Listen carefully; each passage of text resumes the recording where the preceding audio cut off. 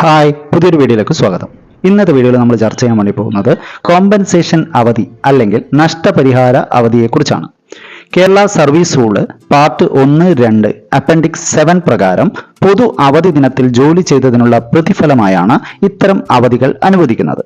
എന്നാൽ ഒരു സമയം പരമാവധി 10 കോമ്പൻസേഷൻ അവധികൾ മാത്രമേ സമ്പാദിക്കാൻ കഴിയൂ. സമ്പാദിച്ച കോമ്പൻസേഷൻ അവധികൾ 3 മാസത്തിനുള്ളിൽ ഉപയോഗിക്കണം. ഒരു കലണ്ടർ വർഷത്തിൽ മൊത്തം 15 കോമ്പൻസേഷൻ അവധികൾ മാത്രമേ അനുവദിക്കുകയുള്ളൂ. കോമ്പൻസേഷൻ അവധികൾ കാഷ്വൽ ലീവിന്റെ കൂടെയും ഇടകലർത്താം.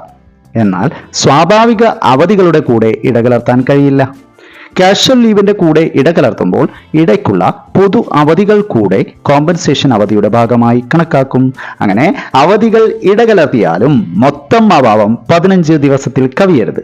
പ്രത്യേകം ശ്രദ്ധിക്കുക, ഓഫീസ് മേധാവിമാർക്ക് കോമ്പൻസേഷൻ അവധി ലഭിക്കുന്നതല്ല എന്നതും ശ്രദ്ധേയമാണ്. ഇത്തരം വീഡിയോസ് നിങ്ങളുടെ മുമ്പിലേക്ക് എത്തിക്കാൻ എൻ്റെ ചാനൽ സബ്സ്ക്രൈബ് ചെയ്യുക, ലൈക്ക് ചെയ്യുക, കമന്റ് ചെയ്യുക. താങ്ക്